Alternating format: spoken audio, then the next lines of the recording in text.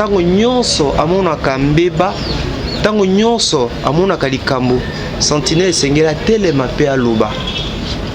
Soki sentinelle abangi alobi te, nakanisi ete soki kolo lopango, kolo ndako akufi, makila ya moto wana kozala nani likolo na ye. Je voudrais demander pardon au peuple de Dieu. Ça c'est une honte pour l'évangile. Ndekwalvino, excusez-moi. Excusez-moi, Ndekwalvino. Je voudrais demander pardon au peuple de Dieu. Et c'est mon ami qui a la tête en action. Accès à pasteur Moïse Mbi, Banderomi, Babeng, de partout. Au juste, Yona Moïse Mbi, vous avez un problème, comment? Na pesi d'abord Nzambe merci pour na libaku malamo. Oya pesi biso mokona lelo. Et nakanisi ete ya solo ba Nzambe belé bakolanda biso bakopambolama. Ebele na bandeko babenga kinga bipai na bipai kasi mabaki ete na koloba te. Kasi nasima ko réfléchir minutieusement namona ki ete zaleki important na sala auto bengi clarification. Je voudrais demander pardon au peuple de Dieu. Ça c'est une honte pour l'évangile. Ndekwalvino, excusez-moi. Excusez-moi, Ndekwalvino. Je voudrais demander pardon au peuple de Dieu. Et c'est mon ami qui a la tête en action. Certains temps tout le monde dirait Ozakoyoka na penzate na basali ya Nzambe ya Congo. Soit disant entre guillemets, basala Nzambo basala la Nzambe malamu te ya Congo na activité na bango okendaka lisusu te ezali pona nini omoni nini epa na bango et nini oyo eko sala que yo na bango courant ele kalisu te. Non, ndeko John Famba te naza muto yebi que nako mukolo puis Nzamba bengi biso na bomwana. Shalom, shalom, bien-aimés dans le Seigneur. Et merci Nabino Yonstobozo, la Nabiso, vous avez connecté na suite, Nabiso chaîne, Nabiso la voix céleste, Nzela Lola, et Sika Bonzambe, et Kitarana Loye, Mona Malwape, na Misala Bonzambe, na Bonzambe, Lola, et Zofuta, Simananto, et Rolbake, Nzama, Boso, voyez, wapi bien-aimés dans le Seigneur. Toujours dans le cadre pour informer bien l'émission intérieure qui est la vérité, bien-aimés.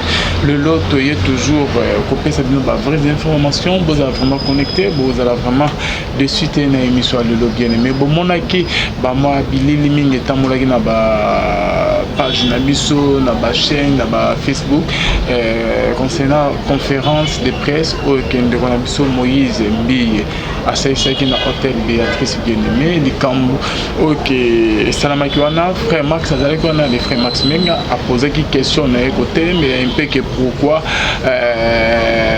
concert payant bien-aimé bah $100 bah $150 concernant pas place à VIP mais na rolo mingi na tika bina na boya réalisation na a tia biso extrait oh ya muke OK frère Max a posé qui mutuna na épée réaction ya pasteur Moïse Mbi pourquoi a sedika qui pourquoi a répondre qui nanyaza nanzela tokomeka kosola na émission le rien que la vérité avec les frères Max Mbenga Tolanda et on se retrouve toujours après pour les entretiens avec papa Max Mbenga. C'est parti. C'est le frère Max, il voit une télévision et le journal télévisé chrétien ajoute ici un cycle. L'homme de Dieu, nous savons tous que l'évangile est gratuit. Mais l'évangélisation nécessite des avances de moyens. Je suis dans la joie puisque nous avons un Dieu grand, un Dieu pourvoyeur qui met toujours de moyens pour, n'est-ce pas, booster l'évangile, puisque c'est lui qui appelle toujours dans sa moisson. Ma question c'est de savoir, l'homme de Dieu, depuis un certain temps, il y a une typologie, il y a une catégorisation de prix dans vos productions. Ne voyez-vous pas que là, vous constituez vous-même un obstacle pour le salut des âmes et surtout, vous dites toujours que vous prêchez pour évangéliser. Et deuxièmement, VIP, il y a une place chez vous pour le VIP. Qui est VIP sur le plan biblique, sur le plan spirituel? Alors, une autre question. Depuis un certain temps à Kinshasa, il y a des hommes de Dieu qui ont des sobriquets. Pasteur Faya, Pasteur Moto, et chez vous, c'est la réserve de l'Éternel. Vous priez-vous, référent Moïse Mbi, sur le plan biblique, sur le plan spirituel, nous dire la place des sobriquets dans l'évangélisation.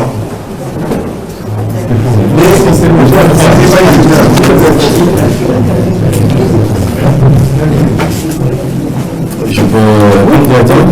Par rapport au frère Max, vous êtes déjà pasteur Max? Ah ok. Monsieur Max, quelle est la place des sobriquets dans la Bible? Non, moi je ne pense pas qu'il y a une place de sobriquet ou de nom dans la Bible. Je pense juste que Dieu a sa manière d'orienter ses serviteurs. Et moi, Dieu m'a dit un jour qu'il m'a gardé pour de grandes choses demain. Vous voyez? Et c'est pour ça que je me suis levé un matin, je dis, je suis celui que Dieu a gardé, a mis quelque part au frais pour de grandes choses demain. Et j'attends encore ces grandes choses. Jusque-là, je suis en train de... On appelle ça comment dans le football? Échauffement, c'est ça. C'est ce que je fais parce que je crois que les grandes choses sont à venir. Et est-ce que les VIP et toutes ces choses... Vous savez, frère Max, je vous connais depuis longtemps. Je vois un peu votre manière de voir les choses. Vous avez cette manière de voir les choses là. Une fois, j'ai fait un concert ici, à l'hôtel Béatrice, ici. Et je sais que vous aviez très mal pris ça, ce concert-là. J'avais fait ça à 100 $. C'était le jour de la Noël. Je pense que ceux qui travaillent à l'hôtel Béatrice sont ici.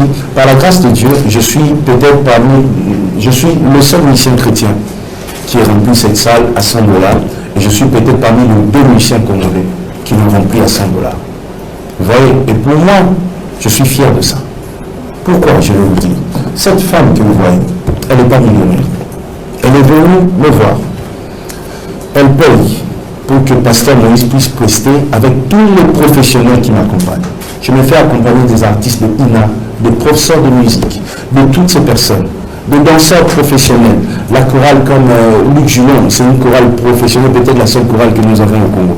Toutes ces personnes qui accompagnent le Pasteur Moïse Bié doivent être payées. Il y a des ingénieurs de son.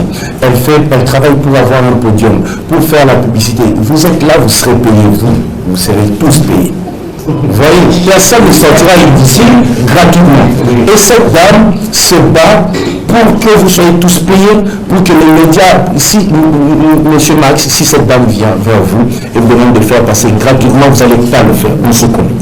Je vous connais très bien. On se connaît depuis longtemps. Alors, dire que la musique chrétienne, il faudrait faire des concerts gratuitement, M. Max, arrêtez. Arrêtez.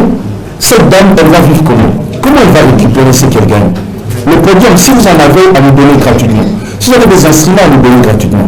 Des espaces pour la publicité, à nous donner gratuitement. Nous ferons des concerts gratuitement. Quand elle dit VIP, vous savez, quand elle dit VIP, 50 $, je ne sais pas, c'est VIP combien ici pour ces concerts? C'est 15 $ en plus, seulement ça. Moi, je fais des concerts. Moi, mon concert au parking, c'était quoi? Shark Club, c'était 50 $ avec Pigma. Vous voyez? Mais elle a mis 15 $. Et vous savez comment elle a mis 15 $?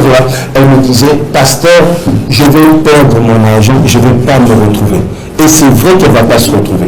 Si on calcule tout ce qu'elle a dépensé jusqu'aujourd'hui, mon frère, cette femme ne va pas se retrouver. Les 15 $ là, c'est juste ne fait que pour couvrir les dépenses. On ne peut pas se voiler la face. Pour organiser le concert, ça demande de l'argent. Voilà pourquoi il y a ce VIP, il y a les 5 $ ou 10 $, c'est pour que tout le monde soit capable d'entrer et de participer à la fête. Mais il y a un 15 $, quand même un 50 $, c'est pour permettre aux producteurs de se retrouver ou de respirer.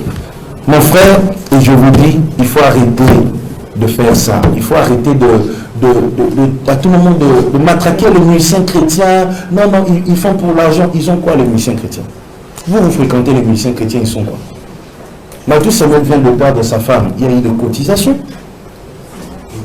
Tous ces musiciens, ne parlons même pas de musiciens chrétiens, tous ces musiciens, ils ont quoi? Au Congo ici. On va accéder à 1 $. Après 1 $, là, on s'est fait encore pirater. On gagne quoi? Si on faisait pour l'argent, on allait arrêter. On ne le fait pas pour l'argent, on le fait pour la gloire de Dieu. Mais si je peux, moi, vivre de mon travail, mon frère de l'histoire, pourquoi je dois refuser ça? Pourquoi je refuserais moi de vivre de mon travail? Si par mon travail Dieu peut me bénir, je peux m'acheter une veste, pourquoi je vais refuser ça? Vous voyez, je ne pêche pas lorsque je demande un cachet. Je ne pêche pas. Je dis pour que je presse, payez-moi autant parce que j'ai des dépenses à faire, j'ai des gens derrière moi. Et monsieur Marc, je me regarde dans les yeux, je me dis, je suis payé pour ce conseil. Je suis pasteur théologien. J'ai fini avec distinction, donc je sais de quoi je parle. Donc ça, si je réagis comme ça, c'est parce que moi, j'ai été très insulté par les médias. Vous voyez, il y a des gens qui sont témoins. J'ai été très insulté, le concert de Moïse Mir, les concerts de Moïse Mir. Et ce qui fait mal parfois, c'est que ce sont les chrétiens qui insultent les pasteurs. Il y en a même qui ont annoncé ma mort au mois de décembre. Regardez, je suis là vivant. Alors, par rapport, je suis peut-être je suis le seul musicien chrétien qui ait rempli cette salle à $100. Et je suis peut-être parmi les 2 musiciens congolais qui l'ont rempli à $100. Donc je ne pêche pas lorsque je demande un cachet. Je ne pêche pas. Je dis pour que je presse, payez-moi autant parce que j'ai des dépenses à faire, j'ai des gens derrière moi. Et monsieur Marc, je me regarde dans les yeux, je me dis, je suis payé pour ce conseil. Je suis pasteur théologien. J'ai fini avec distinction. Donc je sais de quoi je parle. Merci. Voilà. Moi, après, vous savez, parlons des signes, de tout ça. Vous savez, j'ai eu la chance, moi, d'avoir des hommes qui ont passé toute leur vie à suivre mes clips pour détecter des signaux. Et les signaux, ils sont détectés comment? Ils attendent, ils voient une vidéo, ils voient comment j'ai fait ça. Après, dès que je serai en train de descendre, quand j'ai fait ça seulement, ils disent franc-maçon. Vous voyez? Voilà, bonzambe na bonzambe lola ezofuta simana onto ya kolobaki nzamba boto kwaye wapi elongo na des frères et papi Kongenda l'homme de Simangolo depuis Zurich pe na filo moko ya motema bivin c'est le homme depuis Londres na maman Gisèle nous que le motema papa Emmanuel na Boston. Un grand merci na pasteur Feza Missia, la bouche autorisée de l'Éternel depuis Zurich.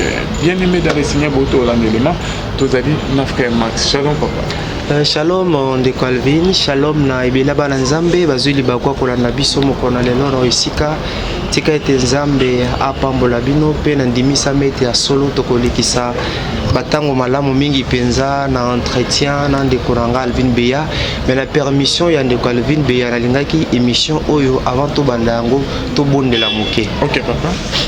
Nzambe tata topesi yo merci pona libako malamu opesi biso mokona lelo nantia na kosolola na itali bokondi na yo kolo to bondele te biso to kufa biso nzambe to disparaître yo loba kati na biso pesa biso maloba pesa biso bwanya pesa biso intelligence kolo pote maloba na biso emema lipamboli na bomo yebele na bandeko bakolanda biso Molimo santo to mikabi epa na yo pe tozana kondimete ya solo okosalela biso lokola bato pamba na ntina ete yawe bokonzi na yo ezo esika na mboka Kongo ezo esika na bomo ya bana na yo nyonso bakolanda biso na kombo na Yesu Kristo kombo ezali likolo bakombo nyonso nde tobondeli bongo amen. Amen papa. Papa Mas totola élément conférence avec Moïse Mbiye. Tout le monde qui opposé Motuna papa, réaction à pasteur Moïse Mbiye, banderomi babengi biso de partout. Au juste, yo na Moïse Mbiye, vous avez un problème ou comment? Na pesi d'abord nzambe merci pour na libako malamu oya pesi biso mokona lelo et na kanisi ete asolo ba nzambe ebele bakolanda biso bakopambolama ebele na bandeko babengaki nga bipai na bipai kasi mabaki ete na koloba te kasi na nsima ko réfléchir minutieusement namonaki ete ezalaki important na sala oto bengi clarification makanisi ete lokwa bana nzambe koza ko jouer rôle ya sentinelle to sinzili. Ezekiel azotalisa biso ete sinzili to pe sentinelle tango nyonso amonaka mbeba tango nyonso amonaka likambo sentinelle esengela telema pe aloba soki sentinelle abangi alobi te nakanisi ete soki kolo lopango kolo ndako akufi makila ya moto wana kozala nani likolo na ye toza koloba mpona kaka posa ya koloba te toza koloba pamba te tozali na posa na lisongi na molimo santu makambo ebongwama naina loba d'abord na lisolo o na liboso peut-être la musique chrétienne ezanine. Musique chrétienne on va dire musique babaki sipe chrétienne. C'est une musique où ils allaient pour la gloire de Dieu. Élever Jésus. Musique où Yesu aza kozwe sika yambo. Musique chrétienne ezali musique où c'est un grand support. Ils ont servi biso na évangélisation pour na salut ya ba âme. C'est ça la musique chrétienne. Élever Jésus, le glorifier. Mais comme mamitema et pas inatata. Nous bénissons le Seigneur. Jadis musique oyo. Eki musique moko oyo. Eki ya matanga. Musique oyo. Bato bandimaki yango penza mingi te na mboka na biso. Mais na lisungi na molimo santo. Lelo musique wana oto bengi musique chrétienne ezu esika na mitema na bato. Bato bele bakabi bomo ina bango epa na nkolo obe na musique wana enga moko nazali témoin. Nga bate yanga te voilà Dieu t'aime beaucoup mais na nzela na loyembo. Banzembo lokwa bande commenter à l'époque. Banzembo atango landi boye et tondi sami na molimo santo et j'ai décidé le même jour de donner ma vie au Seigneur le même jour. Yakomi kaba et pas inankolo. Et bravo à tous les artistes chrétiens. Na musala munene o basali na ntina na komema bato et pas inatata. Il y a des gens qui étaient malades, il y a des gens qui étaient découragés, il y a des gens qui étaient désemparés, il y a des gens qui étaient désorientés. Maintenant, c'est la musique où on a batebele bazu et sengo. Donc la musique chrétienne a une place de choix dans une évangélisation. Je reviens à ta question, Tuninga Mutuna. Ce qui est de Comax, na pasteur Moïse Mbi on a un problème. Jamais de la vie. Nous avons un problème de Yazali pasteur, Azali Mobateli Mpate, que nous aimons bien, que nous respectons. Nganaza Mwana. Et puis Bible Lobini na Romains 12-18. S'il est possible que cela dépend de vous, soyez en paix avec tout le monde. Naza Mutalukaka Kimia. Batbalandi, naina posa kolobate. Mais nabi non ça la clarification. Batbalandi, ba vidéo à travers le monde. Quelle a été ma question? Quelle a été ma question? Papa, je suis animateur formé. Un animateur azana miso misune zali e boka kabipai na bipai akotala o azoyo kana o azakomona. Alors, na sali ki constat lokola mutu nyonso était mon salut dans Zambé, notre pasteur que nous aimons bien, le pasteur Moïse Mbi, dans la production il a une catégorisation, il y a un prix. Alors je reprends, quelle a été ma question? Question de Ngezaki Boy. Révérend Moïse Mbi. Évangile, c'est vrai, évangile est gratuit. Mais évangélisation est un moyen. Heureusement que nous avons un Dieu si grand, un Dieu pourvoyeur. Lorsque Dieu appelle quelqu'un dans son œuvre, il ne l'abandonne pas. Il les soutient. Yemo sa provision. Na erouta wapi. Yemo konzambe. Na kibonzambe na ye. Ayebi ndenge asalaka. Na baki si pasteur Moïse Mbiye. Papa Nabiso. Qu'est-ce qui fait que na ba production na yo? Tozali na ba standard, tozali na ba VIP, tozali na ba réservation. Dites-nous sur le plan biblique.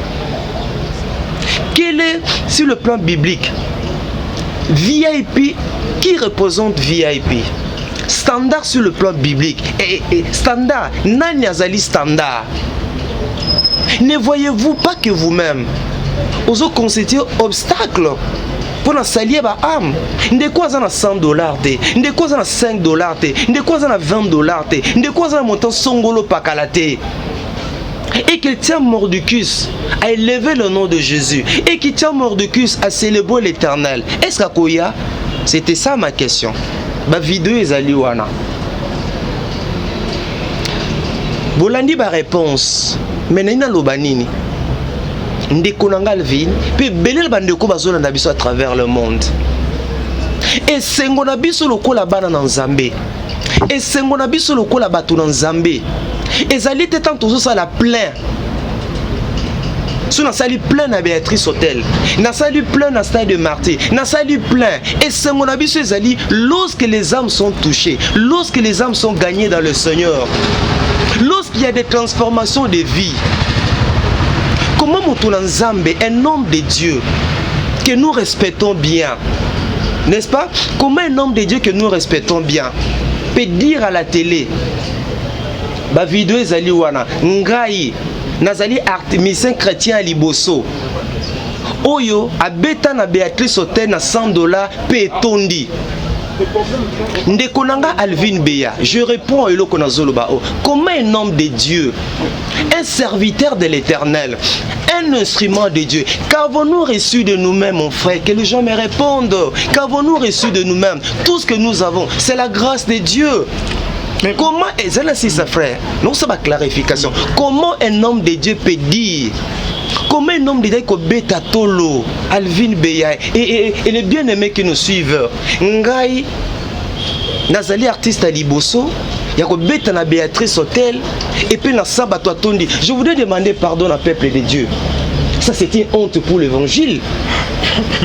Ndekwalvin, excusez-moi. Excusez-moi, Ndekwalvin. Je voudrais demander pardon au peuple de Dieu. Et c'est mon ami qui a la tête on a sali plein. Et c'est mon ami qui a la tête tango na tondi ce stade, même les païens le font. Obi nombre d'artistes boni batondi ce stade de martyr.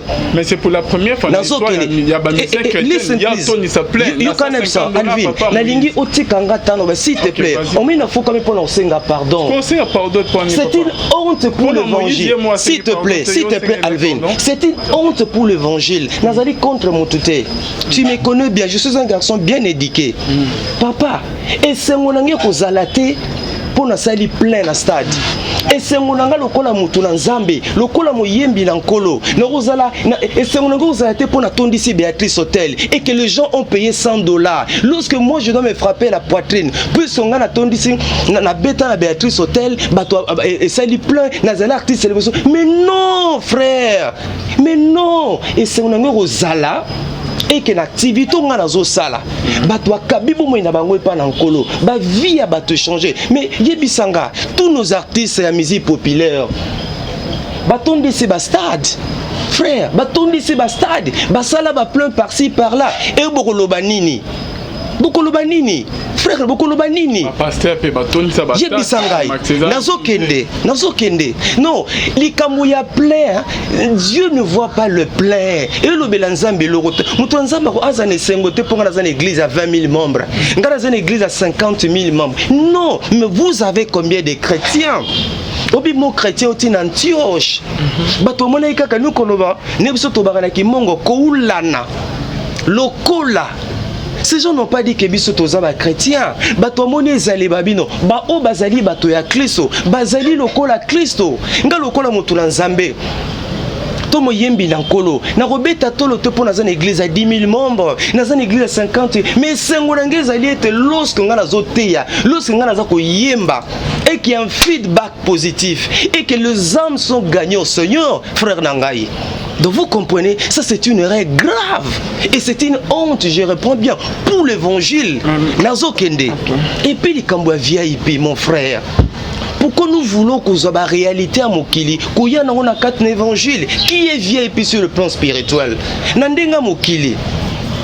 VIP, ce sont des personnalités importantes, généralement, des gens qui sont élevés en dignité. Tu peux être VIP dans le monde, mais devant notre Dieu, devant le royaume, aux VIP, papa, yebisanga sur le plan biblique, VIP zalinan, sur le plan biblique, standard, papa, vous, et un nombre de gens organisés comme ça, ah, ils apprennent à standard, yebisanga, standard et zanani. Qui est standard? Dans la maison de Dieu, on ne s'amène pas avec des titres, Alvin. Dans la maison de Dieu, on ne pas maman langi. Au coup, tu as des sons vivants, père son âme, na papa na biso. Au coup, tu as des généraux.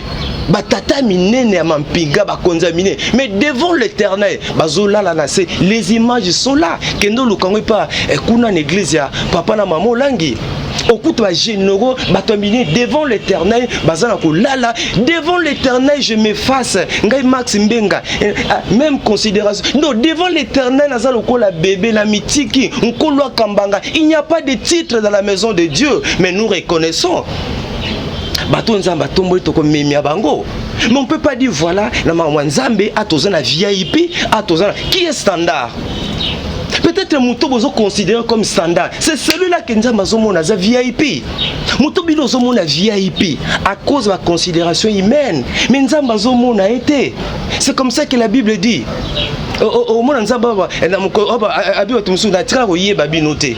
Donc moi je pense que biloko ba typologie il y a prix wana il y a standard il y a vieux c'est une honte pour l'évangile ça doit disparaître na milliard ba chrétiens totika mokili totika mokili na ba concept nango totika mokili na ba dénomination na bango totika mokili na ba considération na bango ces histoires là ça vient faire quoi l'évangile mukoni ni Yesu na kati na Biblia alors bela biso na chapitre ni na verset nini Yesu Jésus a fait allusion ba VIP Jésus a fait allusion na ba standard ndeko na ngai mama ya ka ba concert ezalaki te papa Max. On m'a dit et puis quand vous parlez de concert ndeko na ngai nayoka ndeko koloba mosala nzambe koloba maman okuto a récupéré tambongo na été papa on n'organise pas un concert on n'organise pas une activité chrétienne pour gagner de l'argent oh Alvin na yebité Alvin atunaki yo pe mutuna boye wana ufala afuta bino mbongo alobi ke Moïse a mis alobi ke ayebi yo très bien ce qui a fait sur bilili bon sang qui a fait son mbongo te bon nalobaki ayebi yo très bien c'est ça. Au monde nazana considération mingi c'est un homme de Dieu il y a des gens qui croient en son message na banzembo na ye na matea na ye eza bato babongo limitema donc nalingi na sala émission moko te ya lokola 2x4 4x4 16 non ngana na yiko kitana na yiko luba bongo te vous comprenez mais il a tali ça okende konangai on n'organise pas une activité chrétienne, une activité à caractère chrétien comme du lucre pour avoir de l'argent. Non, papa. Ni l'on peut sans amener un peu moins pesinga. Les lois que vous avez monté, les lois que vous avez yembi, ils ont grâce parce que vous avez tout nao, ni nous peut sans nzambe, na likabo, na ba charisme, na ba don à pesibiso. Nde kwa Alvin Beya. Tout le monde va passer rebelle qui organiser ba campagne na Katiamboko.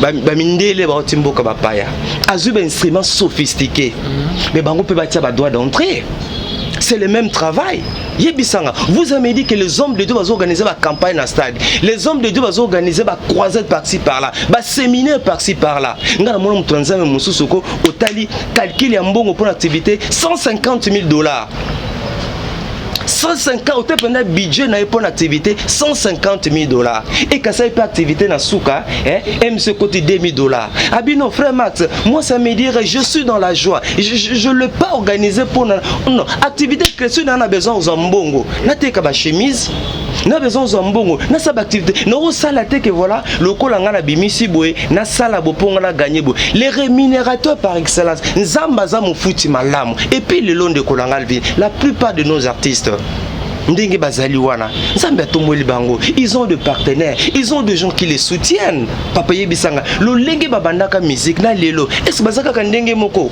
pourquoi ko sela nzambe na bango te babi voilà pour la gloire de Dieu pour la gloire du royaume n'organiser activité on a te bande ko bato sans nzambe moi je connais des artistes na mboko ya Kinshasa. J'ai accompagné Mouyembi Mona Mboka na Égypte. Toi délégation 12 personnes à Fouta Bambongo naï. Tant aux Zonga, encouragement à l'artiste. Artiste on a accompagné na Brazzaville pendant 4 mois spot na radio télé na Brazza. Pendant 4 mois spot by mission logement colia papa. Toyé awa je crois na mois de septembre na nini na échangeur. Même artiste, Abim Benstri, elle aime l'excellence, c'est une femme, elle aime l'excellence, elle a mis suffisamment de moyens. Concert, on vous le bêta, Batouba Yana Ndinga Osaranate. Papa.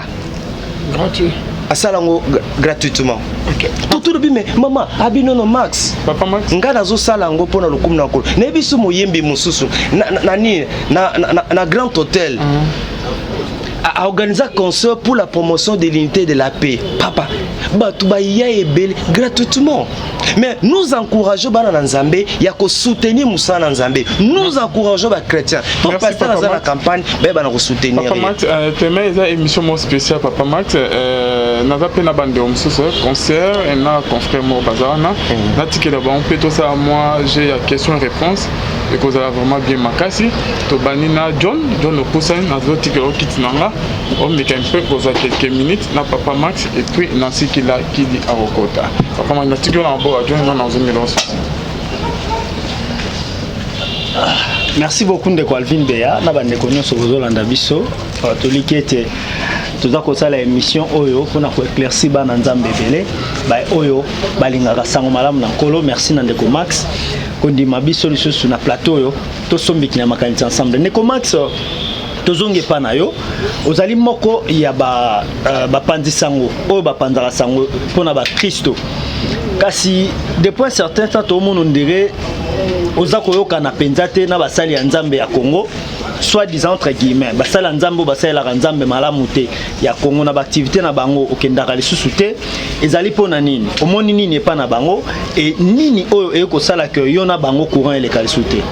Non ndeko John Famba te naza muto yebi que na ko mukolo puis nzamba bengi biso na bomwana nga souci ndenge za na za mesela be on a passé temps et belé na ba prêtre tira nzamba sa ameminga côté le nazali naza problème na ba pasteur ta problème na ba invité nazali moto si problème eza na église naza na ngulu ya kozala et na kanisi c'était par la grâce de Dieu ko la songi biso na mo belé mais nazara suna moni likambo que Ndeko John, l'auto ba vérité ba dérapage est belé. On met pour les mboka na biso za ba yembi eza ba sana nza mususu. Ba balingi vérité te. Dernièrement na une point de presse ya pasteur Barouti. Ezaki na olive verte. Je crois que ça la mardi to mercredi, l'autre ça samedi. Ba journaliste ande na ndenge bazalaki wana. Na poser 3 questions à pasteur Barouti Kasongo. Ba image ezali. Mais na mona ba toko beta maboko. Na mona ba toko ya koyamba ngai. Pasteur Barouti Kasongo lobibwe. En tout cas, sur la question, il y a frère Max Ezala quitté. Conférence, nous avons sur la sensité. Mais ni ne mimi na posé la question, il s'est expliqué. Na moi pasteur Barouti Kasongo kosilikate, na moi pasteur Barouti Kasongo kolakisa unité, na moi pasteur Barouti Kasongo kolakisa te na miso abatuete garçon na lukakaye comme na zo occasion tikana profiter na lobelaye. Non, na za rancunité. Mais na baka kana zo mo likambo zo saliba malamu te. Nous avons la responsabilité. Le travail que nous faisons, c'est quoi? C'est l'évangélisation par les médias. Ça, c'est un ministère que Dieu nous a donné. Ndeko John, vous pensez normal qu'un homme de Dieu, Abeta Tolo, Kolobake, nga naza artiste aliboso na tondisa Béatrice Hotel na $100 John Yebisanga bana Moïse Mbiye Choto landi yango vous avez suivi na profiter na mutuna mususu alobi to yebani bien talanga na misu na yebio Papa Max bandakala et ndenge boyeboye soki to pesi bino mbongo te yo rotika te donc oya pete donc so ya seke pona mbongo alors yepe asali sa concert wana azumbongo alobi naza pasteur bien formé et puis à distinga à kumisi ba diplôme na ye ko Max quoi mosali ya Nzambe est-ce que moto Nzambe azana molimo mo centre na ko peko ko ya no la lenyo wana Johnny na kota penda na ba donc ezami tuna bana bana Nzambe bele tu bana posa ba éclaircissement parce que botuna ki mituna eleki ndengo biso to bito ko collection ina persité na yango tozongi pa na yo lokola moto akosala analyse ya ba Kristo est-ce que un chrétien brisé au Nzambe intronisant est-ce que ko ya no la lenyo wana peko komi kumisa modèle wana John so ezaleka pona mbongo je crois que yo yebinga et so ka pona mbongo lelo biso ba mato sam na kati mboko na domaine évangélisation par les médias so lelo na zanza marobenga ngape lelo et j'ai des enfants notiki la bangoni dis-moi maintenant désespéré té ndenge maman Georgette Kefabaka les paniers circulent encore Dieu fait chaque chose en son temps n'inquiète pas toi comprendre que c'est Dieu qui nous a appelés nzambe nde abenga biso mofuti donc non répondre mofuti malamu ezali nkolo. Nous devons pas voir les regards fixés vers les hommes et puis tout ça activité chrétienne le ko la commerce que na sima ponga na zambongo na gagner non tout ça lango bongo te. Mais je ne dis pas que mais je dis que nous avons besoin d'argent, nous avons besoin de moyens. Nzamba yebi comment il ça la poto za makoki mais non ba te que nous organiser concert oyo pona boye boye même les kambu ya caché même les kambu caché et sengeza ate lokomo que voilà sumta pesinga cacheté non que nos sanzo la nzambe te sumta pesinga mbongo songolo pakalate. C'est ça problème, c'est ça lutte nanga ngana mon artiste moko babenga na Brazzaville akende ko yemba ndeko na ngai asenga 3 millions de francs CFA 3 millions de francs CFA pour que nos sans Nzambe na niveau à Brazzaville ndeko na ngai John. Est-ce que vous trouvez ça normal? Voilà, moi Zimbi a yebi alors na yebi yo ndeko papa Max na yebi yo bien so ipo na mbongo te oyate John et puis alobi aza pasteur a distinga donc a théologie a distinga et bino surtout boyebi alors modèle wana ya elobeli wana et puis na échange ndenge bosalaki un chrétien brisé intronisé bon ngara c'est na ina kota mama betu te bi le bien ajouter à la fois la connaissance c'est important pour na bana nzambe kotanga so tangi te ozala mo bakoko so mingi. Je profite ici pour la question nayo et là on sait nga ba pasteur bazola na biso les hommes de Dieu doivent avoir des conseillers en communication, c'est très important. Non moi Zimbi a bongi côté wana dans lobby les hommes de Dieu doivent avoir des conseillers en communication. Lorsque vous allez dans un point de vous êtes dans une conférence atangande na ke émission na tout na conseil pas bato na loba ninyo passer cousin passer kingande soit posant que na tout na pona yebinyon sauter un homme de Dieu azali en public tango soit ko loba na miso bato et sengeli ozaba ba préparer yo vol bobengi bananyo ah Max style nezalabo kingane style nezabo kingane et puis moi j'ai appris à l'université comment éviter de répondre à une question.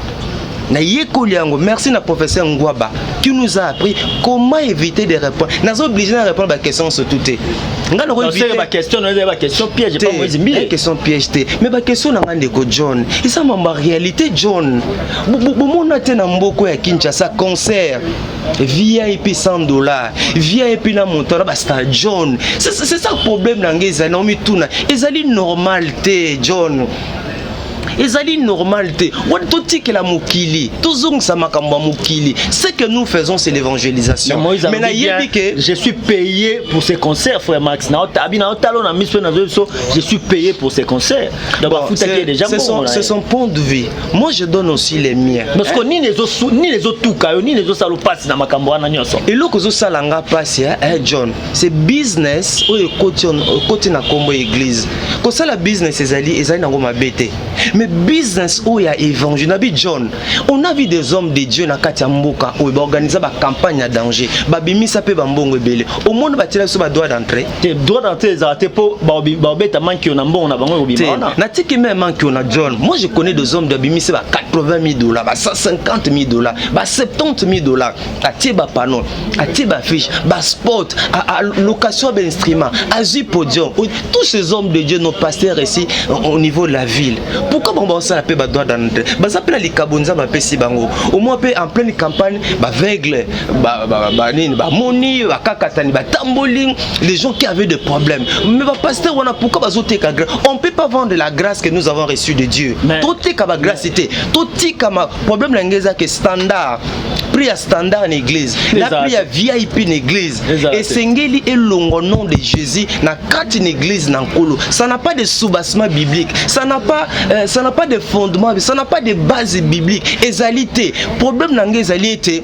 To beta tolo, lorsque les âmes sont gagnées. To beta tolo, ça c'est le langage mondain. C'est le langage ya mukili. Et le langage que non, ngam ta iboso na sala Bercy, ngam ta liboso. Papa, où ça la concurrence nanani?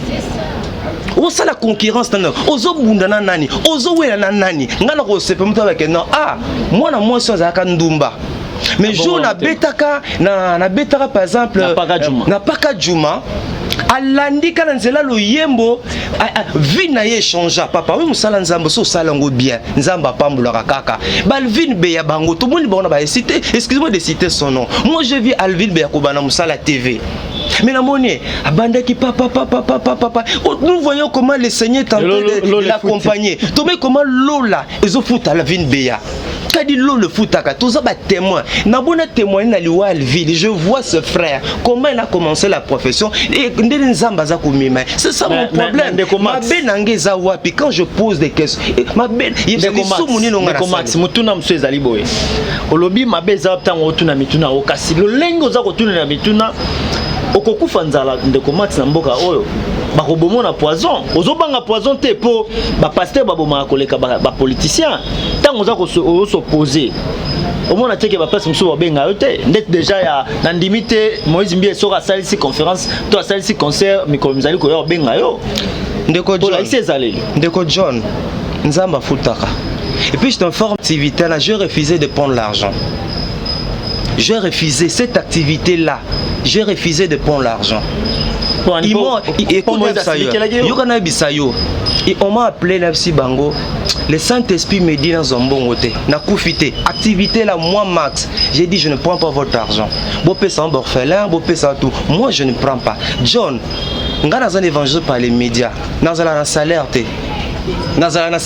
mais je vois combien le Seigneur me soutient. Quand on a $10, $20, na tangi na ipen na sisi, na tangi na ina na sisi, maintenant on s'en mamsus. Je musala nzamba, na mona revendre bonde comme Max Zape, atazo moi 1000 francs. Je vois comment le Seigneur me soutient. Problème c'est que tout ça la nzambe, na ndenge lungu bani, ce nzamba tombolio. Gloire à Dieu. Tous à la peine à considération, tous à peine à minimum ya respect envers ba atabiso tous en loroté. Moi minimum à respect pesala envers bateau. Nzambe wana mwendenge zana nenga pesa mwinda nae ezaka pona muto ya kinga boite mutanjili pa rozwa.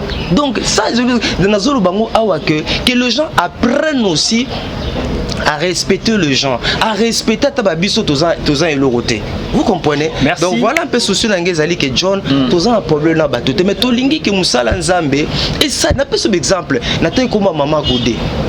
Maman Goudé, regarde comment cette femme elle investit pour l'évangélisation. Voilà. Natamboli na ina ba concert bipai na bipai. Abimisa Maman Goudé tient au sala doigt d'entretien. Ce n'est pas qu'elle a besoin de bon côté. Voilà. Faut Patrice Abeta awana nini. Na grand hôtel à l'époque. Ngam na modéra concert voilà. Na mo faut Patrice côté doigt d'entretien. Non, il faut pas dire que tu as droit d'entrer avec le Seigneur. Et mon peut te boire à rabi et te boire à râper. Voilà. Pour que tu récoltes dans le moment opportun. Merci beaucoup. Tu bois à pour récolter dans le moment opportun. De Max, il y a un peu de Kabuanayo. Température et évangile na Congo. Église à Congo. Ils ont la température. Bon, il faut le bac. Dans le baron Balaminga, Bissala, ça les côtés tournent en quatre églises. C'est ça le problème de Bolinga Bissoté en Wan. Mais est-ce que vous avez tu vois, Bissala, Sala, Ndeko John, et côté tout. Basala bien basalé belle. On sait l'ensemble la bango n'andingue longobani. Mais Bissala, Sala, ba fausse pratique John. Tu vois, Bilou Kanga Tobulu Bate, ou Kaga Mute Masoko Soko Sala au Monaki. Mais John, dans sa muta église de Konangai. Batu bono bazolela na benga ki muto kinga na sambela pona ngai a exiger nga il faut na pesa tel montant.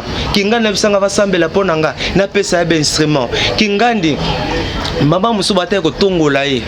Aina ba problème maman ngani moi ça libala bake ko tu vois. Problème monsieur Zali à l'égard il y a ben filto ba côté kat netonga na Nzambe. Tu vois, on n'a pas connu des choses comme ça na début avec l'église de réveil la katambo corruption. Mais depuis un certain moment ba dérapage écoute ton église, ba fausse partie écoute ton église. Pourquoi? À cause de leadership. À cause mututo linga baye ngainde na za mututo ngaza la premier ngainde yango ni bat balingi gloire bat balingi succès babosani ke Nzambe ndem taper sa biloko wana na ngonga nango yango memi batebe na bisimba na bikota kota.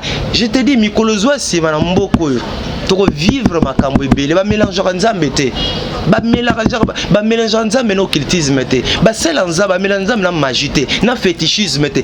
Vrai que lelo muto mona na kati ya misala na zolo ba osala sembla beaucoup de non serviteurs actuellement à cause de la gloire, à cause de mingi bakoti bi kota bakoti bi simba et ces hommes de Dieu là tant ont simba le belo ko boye et donc bazali prena makambo ebele. Voilà, baza prena makambo ebele to kompenza na suka ndeko Max to kabwana ya mbote to kabwana na bande ko nyoso tout o ba tout samili baku balanda ki vidéo surtout mingi ya ndeko point de presse ya ndeko Moïse Mbiye modèle a répondaki et puis na lo lenya mikumisaki batutsa makeli baku lokola moko ya basali ya Nzambe po batu bele babenga ko pe pasteur c'est na frère Max batu bele babenga ko pasteur tom su ba ebite okoyi ko ebisa bango nini ba teme tuti sami na lo lenge wana oza ko lobana bango nini ngala nisi que je n'ai aucun problème na ville province à Kinshasa na moto songolo pakala. Moi j'étais professeur d'anglais et Nzamba Epsinga tika yango. Mais ngana yoki déjà bazo kangiso na yoki déjà. Bon non kokangisa c'est est-ce que ça problème? Est-ce que kokangisa mutu? Est-ce que kokangisa mutu ça problème? Il faut en avoir l'élément, il faut en avoir. Non kangisa. Ba image wana kaka ndenge ezo tambola. Qu'est-ce que ça? OK ozo tuna mutu question ndiko za na kande ndiko kanela ye. John ngato biloko na tenga ba nazana ko tuna na famille nzala na botama na famille zanga griffe. Mais on est bangi déjà. Kobanga. Non, c'est comme ça que nazo ba na ba une émission dans le babongo et que na banga rapenza te po na bi que nous faisons le travail. Somme tout le lata na bi que le lo empoisonne mais en église. Sunzamba se pena kufa na poison. Nzamba se pena kufa na masasi. Nzamba se pe batinde langa basala mabe. Non, mais ba oyeba que journaliste mon na Kinshasa ko na frère Max a sala musa na ye boye. C'est ça l'église. Le l'église poison zali ko sa ma sécurité. Le l'église ba toza ko boma. Le l'église mambebe ba pasteur mingi so koti na makambu na ye boye. Aza pra lukisa yo, aza pra salo mabe. Mais sunzamba permettre salem. John, est-ce que o mato kita to kufa kasi to koma na 3000 là. Ton na de to ko ta 2020. Âge nangayo il faut est-ce que na plus 80 ans na ozala mais monsieur ba beza zu andezo salo zo telemela ba pasteur wana po balinga penza ko travailler na yo te monsieur balobi bongo eza zu John côté les po pasteur azana ba soda soko azotambola na nzela ba okanga nzela mutu musu ale kateti ya kokota yo eza zu andezo salo bongo po video mo pezo tambola obi pasteur so azoleka tout ça tie munduki mutu akota teti ya okota na église. Ça c'est toute une émission on se peut-être biloko onka ya ngwana to oyo ça bato olinganga te yangwana un jour tout le bela pe mamana sur pasteur na ba garde corps non nga pasteur belé balinganga et belé ba pasteur ba pasteur belé balinganga nabi et ba pasteur belé oui ba pasteur belé na Kinshasa na poto balinganga ba ze belé le sur na bina kosa na kokufa omona ba pasteur belé balinga frère Max ba c'est un bon garçon il aime le Seigneur n'a pas des défauts nanga n'a pas insuffisance tanga mais j'aime ba pasteur rebelle ils apprécient nga mon pasteur lokola pasteur Roland Dalo allo benganga na grand hôtel abino je suis content de ce que tu fais basombelanga costume basombelanga ba sapato na mona ba papa na ngansembe na mona ba pasteur prophète Garita na sabengi yo pasombelo bongo okindete mais nazala c'est dans eloko munyo sotute mogisha okete tenabi na zoare eloko ya mutunyo sotute na zoaka eloko ya mutunyo. Voilà, merci beaucoup ndeko Max to sepele ko yamba yo to soli na malamu nzamba pambola yo to likete so ko le sazo ngite to kutana yo pona kosala ba émission misoso d'ici la botika malamu nzambe asunga biso à la prochaine.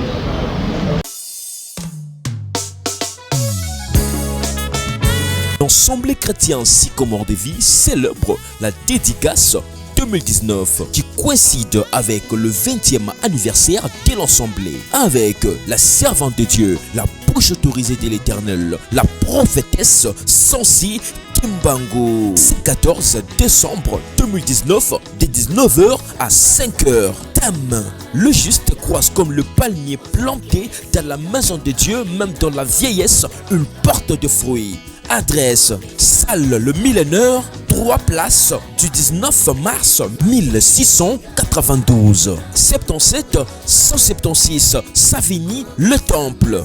Contact 07 83 17 91 39 06 30 93 85 09.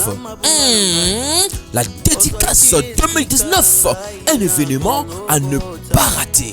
Nakoki kobosana te nyonso yosalelanga yawe nakoki kowanga na jamais polama papa na vi na ngai kumisa masanjolama yaya ozwaki esika na ngai na Golgotha kumisama elombe anakokisa yo na nganye.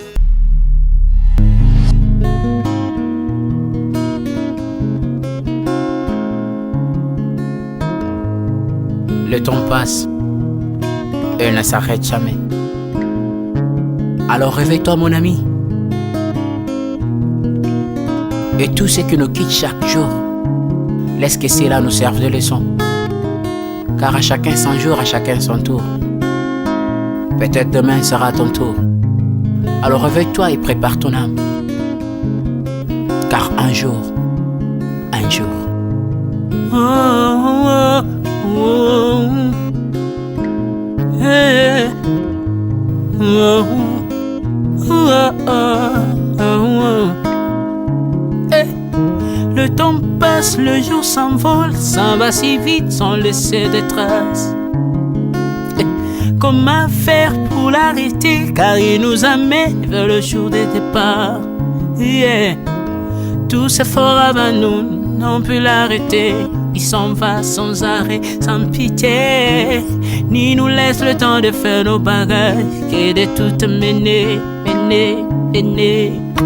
Le temps passe, le jour s'envole, s'en va si vite sans laisser de traces. Comment faire pour l'arrêter, car il nous amène vers le jour de départ.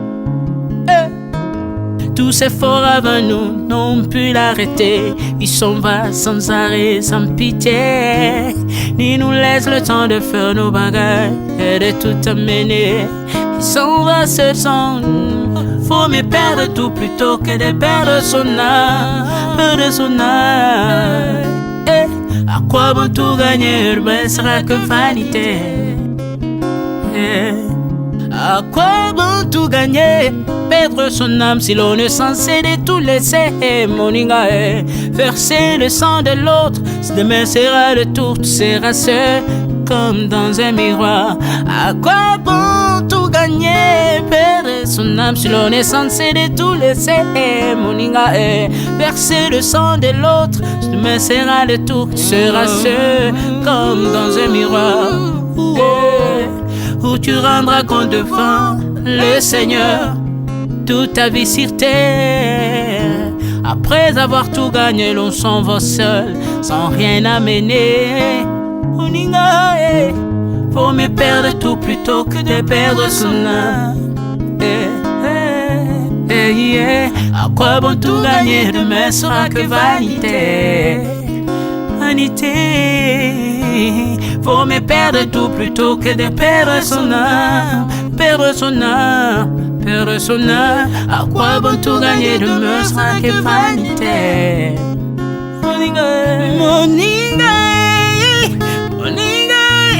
Moninga, tala tangwe koleka. Moninga, tala bato bako kende. Kosala lolendo na mokili okanisi mokili yango yayo, etala bato bakoleka. Tango ekomema ngai, tango ekomema, tango ekotika moto te. Bakulutu bayakala basi bakende. Moninga, tala tango ekomema. Papi Charles Mombaya si akenda kala. Otango eza komema. Ya Mari si akenda misa mungolo we.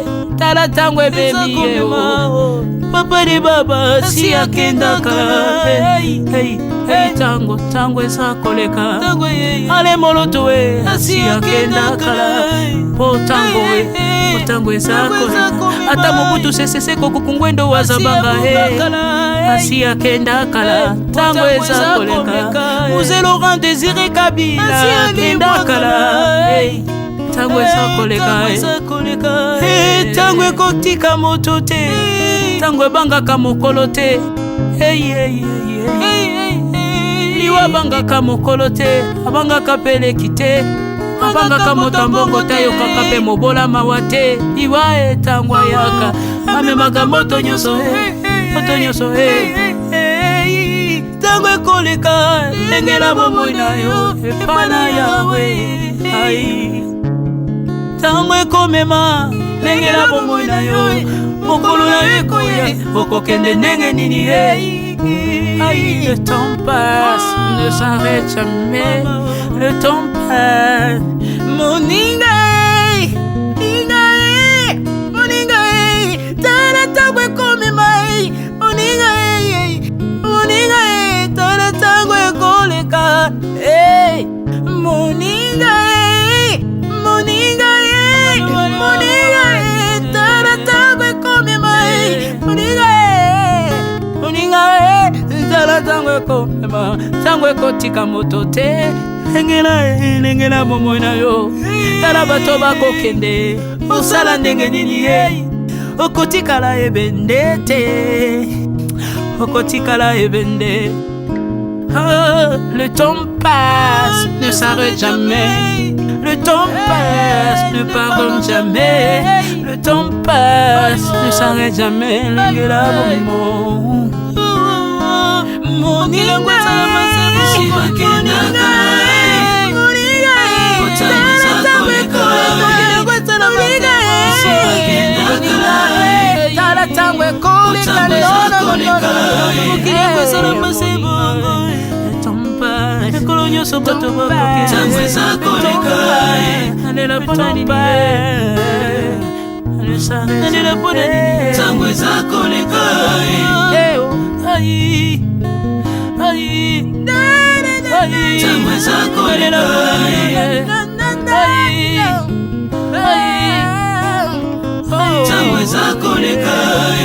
le temps passe. Oh, Alvin et Béa, tala tango ekoleka. Nabongisa bomonanga pona nini bato bakokende biloko nyonso ekoleka. Nalela tina nini natangisa makila na boma bato pona nini soki nyonso ekoleka. Un jour nabanga kufa pona nini soki naza putulu ya pamba mokolo ezali na koleka. Le temps passe.